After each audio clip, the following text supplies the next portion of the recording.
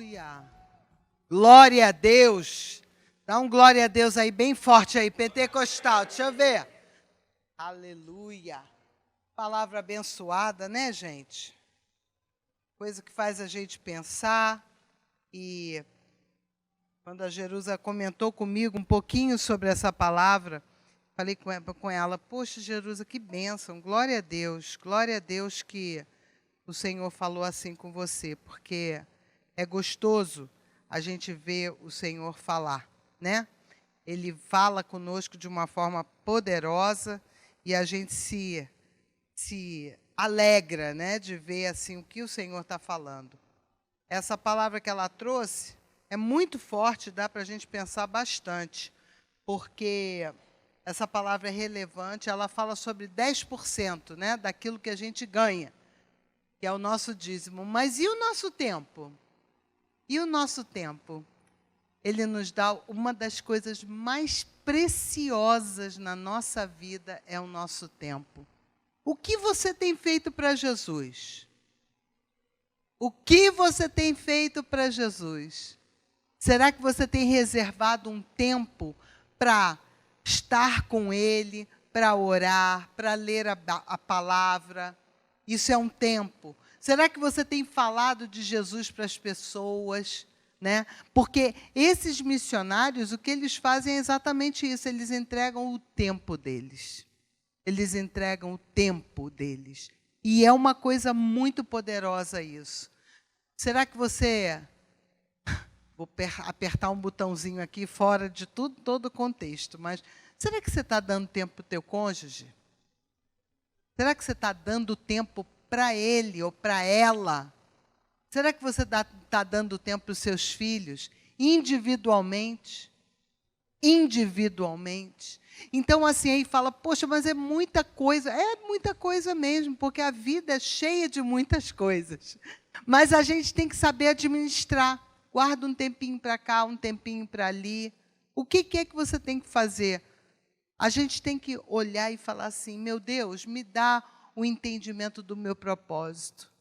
E eu estava orando a Deus essa semana, ouvi uma pregação de um pastor americano que eu gosto muito, e ele estava falando sobre isso. Ele disse, o problema é que nós vivemos uma vida sem propósito.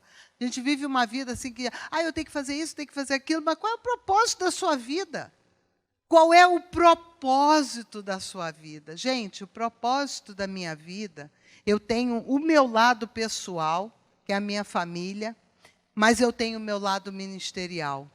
Eu não estou aqui para fazer gracinha, para aparecer. Eu não estou aqui para preencher uma lacuna.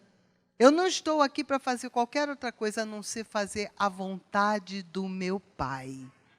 É para isso que eu estou em pé aqui, nessa manhã, diante de vocês, falando até para gente que talvez nunca tenha me conhecido pessoalmente, mas eu quero dizer qual é o propósito. Eu tenho um propósito. Deus me deu um propósito de vida. E eu estou aqui para compartilhar isso com você. Sabe qual é o meu propósito? O meu propósito ministerial é fazer com que você abra os seus olhos e diga, wait a minute, espera aí um minutinho. Será que eu estou vivendo o que Deus tem para mim? Será que eu estou cumprindo aquilo que Deus tem para mim? Porque nós temos muitas vozes nesse mundo.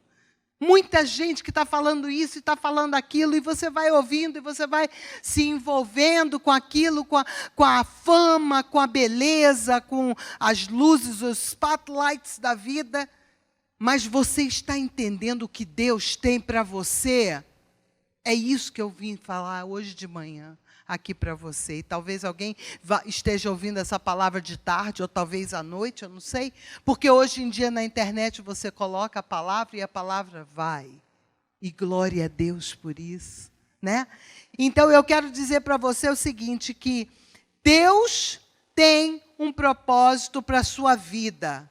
Não viva a sua vida sem entender qual é o seu propósito. Presta atenção, gente, presta atenção no que você está fazendo com o seu tempo. O seu tempo é muito precioso. Principalmente quando você chega numa certa idade, você começa a olhar para trás e falar, oh my goodness, o tempo já passou, não é possível. Passou, mais um ano se passou. Nós já estamos em outubro. O que é isso? O que aconteceu com 2019? Até botei um negócio lá no Facebook, muito engraçado, de uma mulher que foi caindo no gelo, escorregou. Aí estava escrito assim que foi 2019. Foi embora, sumiu. Foi janeiro, fevereiro, março, abril, até ela se acabar lá embaixo. Foi escorregando, assim. Quando viu, acabou o ano. Gente, nós estamos em outubro.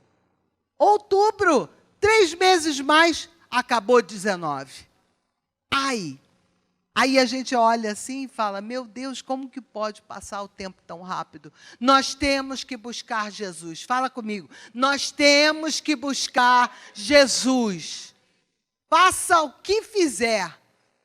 Pague o preço que você tiver que pagar. O mico que você tiver que pagar. Mas busca Jesus. Porque o tempo está, ele vai só clicando, vai só batendo. Quando você menos espera, já foi. Então, eu quero que você preste atenção. Eu quero que você abra em Lucas 19. Nós vamos ler um texto bem conhecido e a gente vai meditar um pouquinho nessa palavra e ver o que a gente pode pegar para a gente nessa manhã. Amém? Então, veja aí. Lucas 19, de 1 a 10. Lucas 19, de 1 a 10. É uma coisa, gente, não consigo abrir essas coisinhas. Como pode? A gente precisa, né, da ajuda de um homem ali do lado para poder conseguir fazer determinadas coisas. Preste atenção. Entrando em Jericó, atravessava Jesus a cidade. Eis que um homem chamado Zaqueu, maioral dos publicanos e rico, procurava ver quem era Jesus, mas não podia, por causa da multidão, por ser ele de pequena estatura. Então, correndo adiante, subiu em um sicômoro, a fim de vê-lo, porque por ali havia de passar. Quando Jesus chegou àquele lugar, olhando para cima, disse-lhe, Zaqueu, desce depressa, pois me convém ficar hoje em tua casa. Ele desceu a toda pressa e o recebeu com alegria. Todos os que viram isto murmuravam, dizendo que ele se hospedara com um homem pecador. Entre mentes, Zaqueu se levantou e disse ao Senhor, Senhor, resolvo dar aos pobres a metade dos meus bens, e se em alguma coisa tenho defraudado alguém, restituo 4 vezes mais. Então Jesus lhe disse, houve hoje salvação nessa casa, pois que também este é filho de Abraão, porque o Filho do Homem veio buscar e salvar o perdido. Pai querido, nós colocamos, ó Deus, esse tempo nas tuas mãos e te pedimos, Senhor, traz para nós o entendimento do céu, das lições que estão nesse texto, Pai. Ajuda-nos, Senhor, com a nossa vida pessoal, ó Deus, a viver de acordo, ó Deus, a alegrar o teu coração. Em nome de Jesus. Amém e amém. Primeira coisa que nós vamos ver é que Jesus fala que, aqui contando a história, né, a gente vê, é uma história que foi contada por Lucas, falando sobre Zaqueu, dizendo que ele era um publicano, mas ele não era só um publicano, ele era o maioral dos publicanos. Então, eu fui procurar para saber exatamente o que queria dizer o publicano, né? Eles tinham a fama de praticarem extorsões e serem avarentos e egoístas. Desde a antiguidade, as pessoas nunca gostaram de pagar imposto. Quem gosta de pagar imposto? Levanta a mão. Ninguém, né? Até eu baixo uma mão. Eu não gosto também, não. Quem que gosta de pagar imposto? Hello, ninguém. Mas esses caras, eles não só pegavam os impostos, mas eles roubavam mesmo, descaradamente, tiravam o dinheiro do povo. E por isso eles eram assim colocados, eles eram verdadeiramente, diz assim, que a classe dos publicanos no Novo Testamento era extremamente odiada pelos judeus. Odiada, eles tinham ódio. E eram judeus. Eles eram judeus, mas trabalhavam, alguns deles, né, trabalhavam contra o seu próprio povo. Quantos de nós, às vezes, fica chateado com os brasileiros aqui nessa terra, nós que estamos aqui nos Estados Unidos, que eles estão tirando do próprio povo? Quantas vezes a gente tem visto pessoas que se colocam, olha, pode vir para cá que eu vou te assessorar no que fazer aqui. Chega aqui, rouba o dinheiro todinho do povo que chega. É ou não é? A gente não fica zangado com isso? Então, lá eles estavam fazendo uma coisa, mas era com o apoio de todo o governo romano. Então, o povo judeu odiava os publicanos. Daí para você entender por que o pessoal ficou com tanta raiva quando Jesus falou com Zaqueu. Porque Zaqueu era isso, ele era o símbolo de tudo aquilo que era corrupção, que era roubo. Por isso que quando nós olhamos para uma pessoa podre, a gente ainda tem que reservar um espaço no nosso coração de misericórdia. Nós ainda temos que ter a misericórdia, porque você olha e você diz, espera aí, mas por um momento para e pensa, Jesus pagou na cruz o preço por essa pessoa também. Amou tanto essa pessoa quanto me amou. Então, eu não posso ser o juiz da vida para poder apontar o dedo e dizer, não, essa pessoa tem mais aqui para o inferno. Pela madrugada, se você é um cristão, não me fala uma besteira dessa, amém? Não, está fraco, eu quero ouvir amém. Amém? Porque, gente, pela madrugada, quantos cristãos estão por aí, falam umas coisas que a gente fica... Eu sou muito a favor de uma surra. Sou muito a favor de uma surra, eu sempre falo. Tá? Desobedeceu, sofreu, vai ganhar. Você fez, vai ganhar uma surra, agora não mata. Calma, né? Vamos com calma, tudo tem um limite, né? Tudo com equilíbrio. Então, você veja o seguinte, o povo olhava para eles e falava assim, oh my goodness, esse povo não vale nada, nada, nada. Eles eram considerados traidores do seu povo. E tinha o segundo aspecto.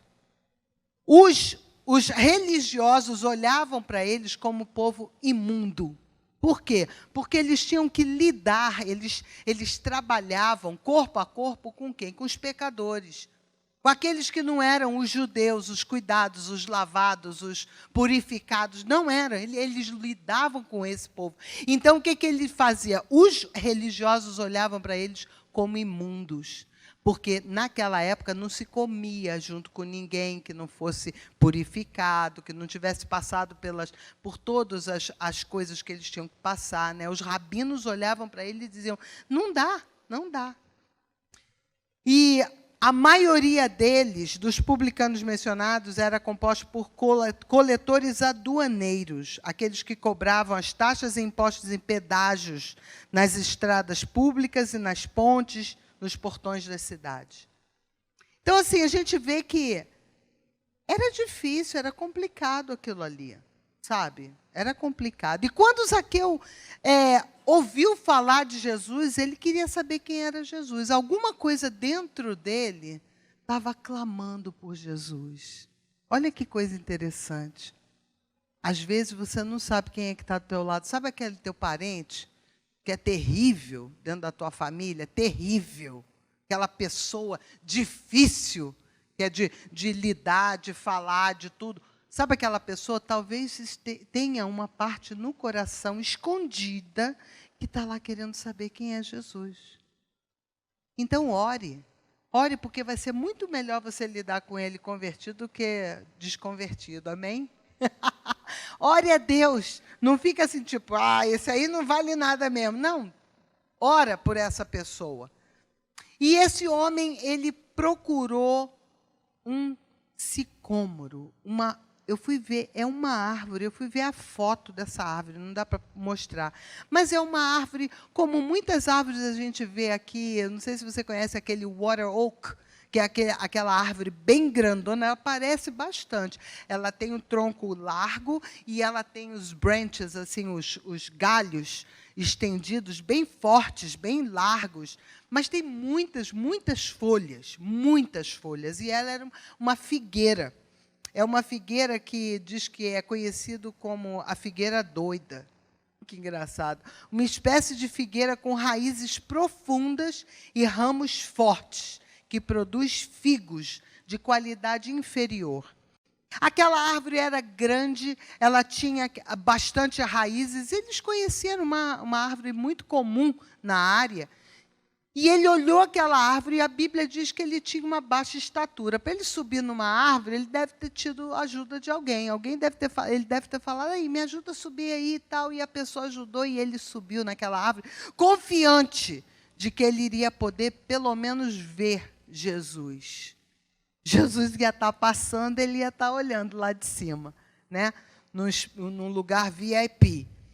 E ele olhou para aquilo e pensou, essa árvore aguenta o meu peso.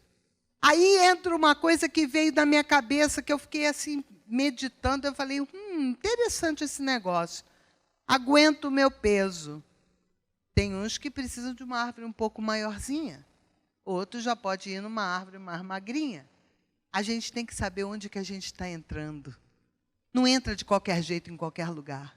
Não entra em qualquer lugar, vai saindo que nem um louco por aí. Eu vou, aqui a igreja não está fazendo o que eu gostaria, eu vou entrar ali naquele outro lugar. Pelo amor de Deus, não faça uma besteira dessa. Quantas pessoas eu já vi fazerem isso? Saem de uma igreja e entram em outra sem pesquisar, sem olhar, sem saber se aquilo ali vai aguentar o teu peso. Você tem um peso espiritual. Você tem um peso por onde você anda. Onde você anda, onde você entra, saiba onde você está andando, saiba onde você está colocando o teu peso, a tua vida, com quem você está lidando, com quem você está lidando. Esse homem era interessante, eu pensei sobre vários aspectos nessa passagem, o Senhor trouxe coisas assim muito interessantes, diz que quando ele passou, Jesus estava passando, ele olhou para cima, já sabia o nome dele, falou, Zaqueu, desce, porque me convém hoje estar na tua casa. Que Jesus possa falar isso para nós. Que Jesus possa falar isso para nós. Me convém, é conveniente para mim, vai ser bom para mim. O que é uma coisa conveniente? É uma coisa boa. Uma coisa boa. Inconveniente é aquele negócio que é uma pessoa chata, que está enchendo as paciências da gente, mas não. Jesus falou, me é conveniente estar na tua casa hoje. Por quê? Porque Jesus já tinha um plano de salvação traçado para ele, para a família dele. E assim ele tem para a tua vida. Ele tem planos, mas basta ele ver que você realmente quer. Você está subindo em cima de uma árvore para ver Jesus. Você está fazendo o esforço para ir ver Jesus. Você está abrindo a tua Bíblia para poder ler de Jesus. Você está gastando o teu tempo para ouvir o que Ele tem para a tua vida. Sabe? Então, Jesus, ele olha o coração. A parte seguinte diz assim que as pessoas começaram a murmurar, a dizer, esse homem é um pecador. Como que Jesus vai ter contato com esse homem? Esse homem é um pecador. Por que Jesus vai querer? Sabe de uma coisa? Quem importa para a nossa vida é o que Jesus pensa a teu respeito. Não é o que os outros pensam a teu respeito, é o que Jesus pensa ao teu respeito. Se Jesus olhar para você e dizer, que bom, eu quero estar lá na casa dele hoje, para a gente é o que precisa. Amém? Então, quando você para ver essa situação assim, você fala, Jesus, muito obrigado. Muito obrigado. Muita gente vai olhar para a nossa vida, vai dizer, mas ela, para estar ali pregando, fraquinha do jeito que ela é, olha lá, como que ela vai poder estar ali? Alguém pode falar isso. Sabe de uma coisa? Se Deus me colocou para estar aqui, eu vou estar aqui, e eu vou estar aqui com todo o meu ser, com toda a minha alegria, com todo o poder que Deus tem para poder liberar sobre a minha vida, para poder de alguma forma chegar no coração de um. Tem que seja um. Um vai poder dizer assim, espera aí, agora isso aí tocou no meu coração. Eu preciso fazer alguma coisa, para mim já está valendo. Aleluia. Zaqueu diz, eu vou, Jesus, doar metade dos meus bens. Eu vou restituir 4 vezes mais para quem eu devo. Quando existe uma conversão verdadeira, existe uma mudança. existe a metanoia. E quando existe a metanoia, você deixa tudo para trás. Você deixa tudo para trás, tudo aquilo que te impedia. Sabe, está vendo isso aqui? Ó, cristãos perseguidos. E se fosse você? Está vendo isso aqui? São as cadeias. São as cadeias que Deus pode quebrar na tua vida. São elas que estão aprendendo a palavra de Deus, que não estão deixando você abrir a Bíblia. Você tem que botar a mão e dizer: Senhor, em nome de Jesus, revela-te a mim nessa palavra. Fala comigo, Senhor, nessa palavra. E Deus vai falar. Deus vai falar. Deus vai fazendo isso, vai mudando as coisas para a gente. Eu deixei por último um ponto que, para mim, é muito, muito relevante, que é a baixa estatura de Zaqueu. A Bíblia fala sobre a baixa estatura. Isso quer dizer que ele era baixinho. Ele era baixinho. E eu falei: meu pai, que coisa louca. Ele não conseguia ver. Ele não ia conseguir ver. Quando Jesus passasse a multidão, ele não ia conseguir ver. Ele falou: vou subir em cima da árvore desse jeito, eu vou ver. Ele era um homem arrojado, ambicioso, que resolvia problemas. Ele ganhava dinheiro, ele era rico. A Bíblia chega a falar isso. Ele era o maioral dos publicanos e rico. Ele tinha dinheiro. Tudo aquilo que ele não tinha, por causa da aparência dele, ele falou: eu vou fazer mais dinheiro, muito que eu puder. Ele estava fazendo tudo errado, estava roubando, né? Estava roubando. Nós não estamos louvando o fato de que ele estava fazendo dinheiro, não. Mas nós estamos analisando e pensando, raciocinando. Esse homem, ele tinha uma forma, ele conseguiu uma forma de fazer dinheiro para poder compensar pela tristeza que talvez houvesse no coração dele. E ele conseguiu chegar onde ele queria. E Zaqueu, ele não se intimidou por aquilo que ele não poderia fazer. Ele não poderia aumentar a sua estatura. Tem coisas na nossa vida, tem coisas na sua vida que você não vai conseguir mudar. Para de tentar, porque você não vai conseguir mudar. Tem gente que vai tentar, vai botar um sapato enorme para ver se fica um pouquinho mais alto, tal, mas para o homem vai pegar mal para caramba, né? Então, espero, em nome de Jesus, que ninguém vai fazer um negócio desse. Mesmo porque depois não sabe andar com salto alto, vai cair, aí a situação fica mais séria ainda, mais feia. Então, tem coisas assim: o que você vai fazer? O que você vai fazer na sua vida se você não é um grande empreendedor? Você vai fazer o que você tem na sua mão. O que você vai fazer? O nosso foco hoje é saber isso. O que é que você vai fazer se você se sente limitado em alguma área? Eu sou limitado nessa área. Eu sou limitado, vamos puxar aquilo que é a nossa realidade nesse país. Eu sou limitado porque eu não falo inglês fluente. Eu sou limitado porque eu não tenho toda a documentação para poder viver aqui nesse país com abundância, pegar qualquer emprego. Eu sou limitado por causa disso. E vem cá, o que você vai fazer com a sua limitação? Eu sou limitado porque eu não consigo perder peso. Eu sou limitado porque eu não consigo evitar de comer um doce quando eu não posso comer um doce. Isso aí já é confissão de pecado. A gente tem que aproveitar essa área, esse momento para... Jesus, segura o coração. Veja um docinho, eu falo, tudo de bom. Comida, não estou nem aí para comida. Agora, me dá um docinho, eu já fico numa alegria total. Está repreendido em nome de Jesus. Tem que vencer essa batalha, amém? Amém, gente. Poxa... Fala amém, poxa. Tem os cenários da vida que a gente olha e a gente fala: como que eu vou vencer isso aqui, gente? Não tem como. Você caiu. O que você vai fazer se você caiu? Quem te levanta é aquele que nunca caiu na vida. É ele que te levanta, gente. Ah, mas eu tenho problemas dos meus cenários da vida, né? Eu escrevi para não esquecer. Ah, fracassou nos negócios? Se envolveu no negócio e fracassou. O que você vai fazer? Vai ficar prostrado? Não. Porque quem te levanta é aquele que nunca fracassou em nenhum dos seus propósitos. Então nós não precisamos ficar prostrados. Adoeceu. Os médicos disseram que não tem mais jeito. Você vai acreditar nisso? Não. Porque quem te levanta é o médico dos médicos.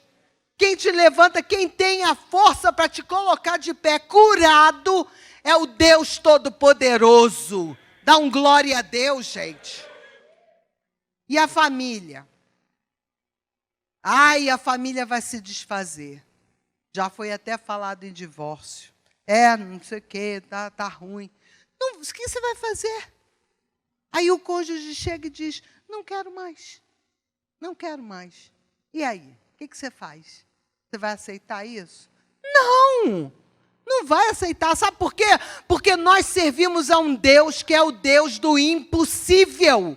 É o Deus do impossível, é aquele Deus que muda todas as situações. Zaqueu achava que a situação dele era horrível, porque ele falou, eu não consigo nem chegar perto do homem, eu vou subir em cima de uma árvore para olhar para ele. Ele subiu em cima da árvore, foi impossível Deus olhar para ele e falar, Zaqueu, desce que eu vou na tua casa. Eu vou na tua casa. Eu vou fazer. Está ouvindo o que eu estou falando? Eu estou indo na tua casa, na frente de todo mundo. Você está passando vergonha? Pois é na frente de todo mundo que Deus vai te dar vitória. Se você tiver a coragem de subir em cima de uma árvore. Você está entendendo o que eu estou falando? É figura de palavra. Não vai subir na árvore aqui do lado. Por favor, faça isso. Mas você está entendendo o que eu estou falando, né? Você tem que subir e falar assim, Senhor, eu creio que Tu vais fazer, ó Deus. Eu creio, Senhor, que Tu vais mudar a minha situação de alguma forma. Porque os problemas que aparecem na nossa vida são tremendos. Não existe situação complicada demais para o nosso Deus. Não existe. Olha, eu quero deixar você entender, e isso é a minha oração, de que o Senhor, às vezes você olha para a tua vida, você vê para a situação e você diz, meu Deus, mas por que está tão complicado desse jeito? Tinha que ser desse jeito, Deus. Fala sério. Eu quero que você guarde isso na tua cabeça. Se Deus colocou um leão na tua frente, um leão, que é uma ameaça para a tua vida, é uma ameaça. Um leão está diante de você. Eu quero que você entenda uma coisa. Deus só permitiu esse leão porque Ele sabe que dentro de você existe um Davi. E sabe de uma coisa? Se aparecer um gigante, existe um Davi. Existe um Davi. Se você tiver essa fé lá dentro do teu coração, esse entendimento de que Deus pode mudar a tua situação, as coisas vão ficar melhores para você. Amém? Dá glória a Deus, povo de Deus. Você tem que entender uma coisa, que o mundo não sabe, mas que cada pedaço de você existe a digital de Deus. Em cada pedaço Ele te formou. Ele te formou. Ele fez tudo sobre você. Então, você tem que entender que Deus, Ele não te criou à revelia. Ele não te fez e te jogou no mundo e falou, se vira aí. Quando precisar de mim, fala comigo. Não é assim. É para a gente poder ter comunhão com Ele. Amém?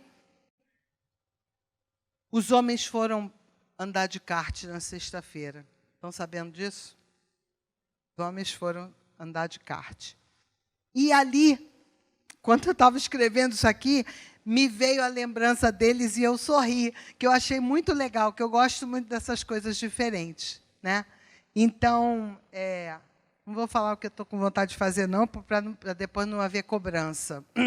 Mas, assim, coisas que você fica com vontade de fazer, que você fala, isso aí é uma coisa que eu sempre tive vontade que os homens fossem fazer. Então, quando os homens foram andar de kart, eu falei, nossa, que legal, que show eles poderem fazer um negócio desse, porque é um negócio que o homem gosta. Homem gosta, sabe? Então, assim, você gosta de fazer uma coisa, vai lá e faz. Vou logo falar. Ontem encontrei com a Débora, não aguento, vou falar logo, aí depois vou ficar me cobrando, é assim mesmo, mas tudo bem. Mas eu estava falando com a Débora pegou e falou, lá no Brasil eu gostava, olha aqui o quadro que eu pintei. Eu falei, uau! Falei, Débora, você que pintou esse quadro? Ela é uma foto.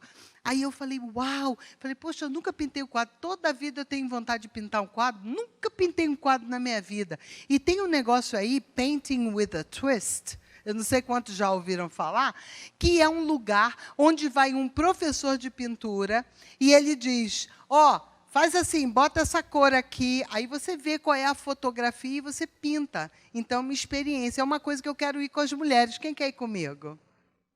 Vamos embora? Vamos pintar? Vamos pintar, nós vamos pintar. Os homens foram andar de kart e nós vamos pintar. Pronto. Aí agora eu já falei, pronto. Agora já foi, agora todo mundo vai ficar. Quando que a gente vai? Eu não sei. Eu não sei quando a gente vai. Mas a gente vai, ok? Mas assim, quando você vê isso, você vai parando e pensando assim nas coisas, né? Eu estava escrevendo e botando tudo, e aí, de repente, me veio a figura dos homens andando de kart, e eu fiquei pensando, o Senhor muitas vezes nos coloca num kart, onde você vai andando na estrada e você não sabe o que tem, a curva que vai ser, para que lado que vai ser. Então, você vai ter que controlar a tua velocidade, você vai ter que controlar o carro, né? Segurar, ter domínio do carro ali. A tua vida, gente, é o equilíbrio que você precisa ter. Aí você precisa saber se você precisa acelerar ou diminuir. Então, na hora da curva, você precisa saber como é que vai fazer. Eu não sou a pessoa ideal para falar sobre isso. Talvez o pastor Fernando que pudesse falar, né? Mas eu sei que na curva você tem que ver o que você vai fazer com o teu carro. Eu imagino quando eu dirijo. Não é que eu ande voando assim, não, gente. Mas é que, né, eu fico ali olhando e pensando essas coisas. Eu fiquei pensando, eu falei, quantas vezes a gente está assim? Aí alguém pode dizer, por isso a minha vida é cheia de curvas, cheia de dificuldade. Mas também você pode olhar como uma coisa emocionante. É a forma como você olha para a coisa. É a forma como você vê a tua vida. Se a tua vida é, oh meu Deus do céu. Às vezes eu fico assim, gente, todo mundo é normal. Isso é normal, nós somos seres humanos. Às vezes eu olho para a minha vida e eu falo assim, puxa vida, mas tinha que ser assim ontem mesmo. Fui levar a criança lá naquele Crayola Experience. Aí estamos lá, não sei o quê, na hora da saída, a menina... Eu falei, Senhor, por que tem que ser desse jeito? Por que ela não tem que se satisfazer? Mas é uma geração que não se satisfaz. Sempre quer mais, quer mais, quer mais. As mães estão tudo sorrindo, né? Vocês sabem do sofrimento dos outros. Vocês sabem. Então, aí eu fiquei ali, eu falei, Senhor, por que não tem que sair de lá assim? Ai, que bom, que legal e tal. Não, sai de lá, eu quero mais, eu quero uma menina, vem, para com isso, aí tem que dar palmada. Aí eu falo, meu Deus do céu, uma coisa cansativa, É assim que Deus faz com a gente. Ele às vezes dá e você fica querendo mais e mais e mais. O que você quer mais? Você não está aqui?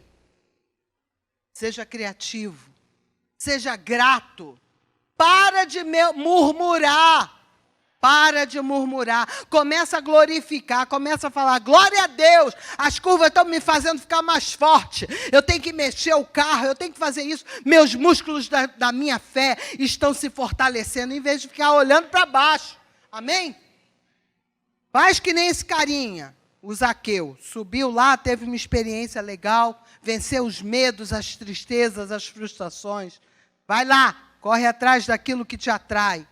Mas, pelo amor de Deus, não vai fazer que nem o pastor Walter Brunelli falou 2 domingos atrás aqui, que eu achei muito engraçado. Ele falou que teve aquela época que todo mundo estava assim, eu tomo posse. Não vai tomar posse do carro dos outros. Amém? Não vai tomar posse do marido dos outros. Nem da mulher. Hello? Então, assim, ter equilíbrio no seu caminhar, você vai fazendo as coisas, vai entregar, porque Deus tem entregue coisas na tua mão, gente. Presta atenção no que Deus tem te dado. Presta atenção, glorifica a Deus. Eu fui, terça-feira lá, ver o pastor Luciano Subirá. Ele falou sobre santidade durante 3 horas. 3 horas, fala comigo, 3 horas. Falando sobre santidade. Eu achei o máximo. Achei o máximo. E eu falei, Senhor, muito obrigado. Porque Ele falou coisas que eu já tinha pensado, mas que eu nunca tinha tido coragem de falar para ninguém. Porque eu pensei assim, as pessoas vão me pensar, no mínimo, que eu sou metida à santidade, vive no mundo da lua, está mentindo. Mas Ele lá falou e eu falei, Senhor, muito, muito obrigado. Ele falou sobre separação desse mundo. Sabe o que é separação desse mundo? Se separar. Não vou andar com pensamentos impuros. Não vou andar com gente que gosta de falar coisa ruim. Não vou me envolver com coisas malignas. Não vou. Decisão minha. Minha boca não vai ficar falando palavrão. Porque eu quero ter santidade no meu caminhar. Pronto, acabou. E eu sempre falei sobre isso, e muitas vezes eu me sentia assim, colocada como que de lado. A pastora, né? Tá. Quantas vezes me perguntaram, é verdade? É verdade? É verdade. Caminhar com Deus vale a pena. Vale a pena uma vida separada. Eu não tenho vergonha de não ter experimentado as coisas ruins do mundo. E a minha oração é que nossas crianças não experimentem. A minha oração é essa. Eu tenho a ousadia de orar por essas crianças e falar, Senhor, em nome de Jesus, não deixa que eles passem pelo vale. Não deixa pelo vale desse mundo experimentar as coisas ruins desse mundo, as imundícias desse mundo. Não precisa. A gente não precisa disso. E eu achei muito legal porque ele mostrou que existem as 3 fases, e ele mostrou todos os versículos para dar apoio, que eu não vou falar aqui agora sobre isso, mas diz assim, que a santidade, você tem que começar a buscar a santidade logo depois que se converte, você continua andando na santidade durante a sua vida de cristão, até o final da sua vida, tem que ser na busca de santidade. Você tem coragem de abrir a boca e dizer assim, eu vivo uma vida buscando a santidade. É preciso ter ousadia para falar isso.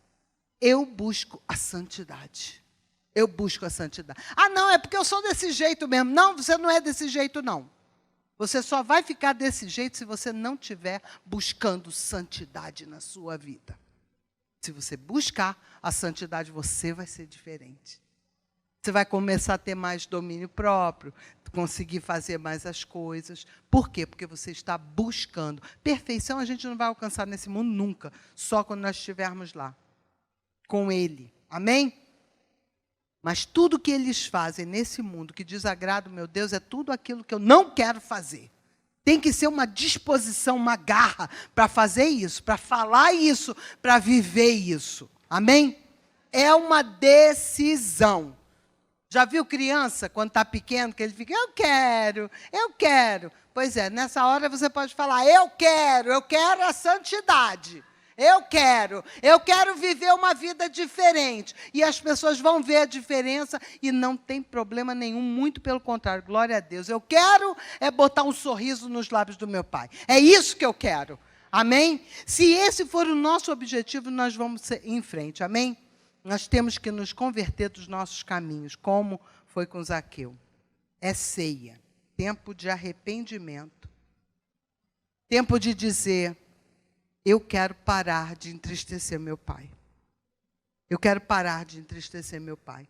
Eu recebi um texto que eu achei muito, muito interessante. Eu queria compartilhar com vocês. Porque é uma coisa que às vezes a pessoa fica pensando, mas pastor, você não sabe da minha história, tal. Querido, eu quero dizer uma coisa para você. Você tem muito valor. Você tem muito valor para Deus e para nós. Você é muito valoroso. Então, aprenda que você tem valor e que você não precisa ficar igual ao mundo. Você pode ser diferente para que o seu valor seja apreciado. Mas sabe por quem que ele vai ser apreciado? Por quem conhece as coisas de Deus. Escuta essa história. Um pai, antes de morrer, disse ao seu filho, esse é um relógio que seu avô me deu. E tem mais de 200 anos que está na nossa família, passando por gerações. Mas antes que eu entregue, peço que você vá à loja de penhor e diga que você quer vendê-lo e saber o quanto vale. Ele saiu, depois voltou e disse, o dono da loja paga até $5, porque é velho. E o pai disse, vá para a cafeteria. E ele saiu e depois voltou e disse, lá vão pagar $5 também, pai. Ele falou, vá ao museu e mostre esse relógio. Ele saiu e voltou e disse ao pai, me ofereceram $1 milhão por essa peça. O pai disse, eu queria que você soubesse que o lugar certo conhecerá o seu valor da maneira certa. Não se coloque no lugar errado e fique bravo se não souberem te valorizar. Quem sabe o seu valor é quem o aprecia. Não fique no mesmo lugar de quem te distrata. Isso não combina com você. Conheça o seu valor. Amém?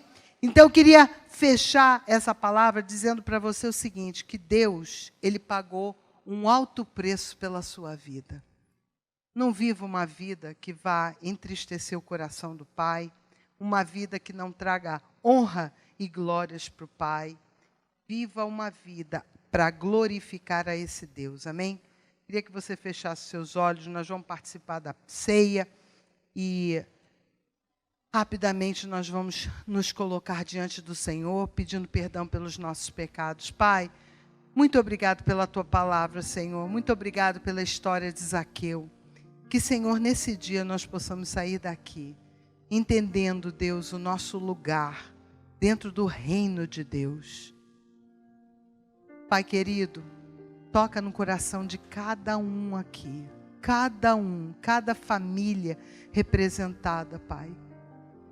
Que possamos, ó Deus, viver uma vida aqui, ó Deus, que te dê honra e glória.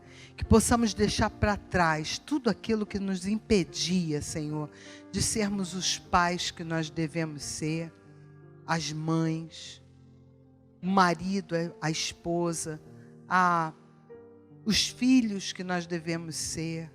Deus, os amigos, os irmãos. Senhor, ajuda-nos, ó Deus, a sermos melhor a cada dia, Pai. Nós precisamos de Ti. Sem a Tua mão, nós não temos nada. Fica conosco, Pai, em nome de Jesus.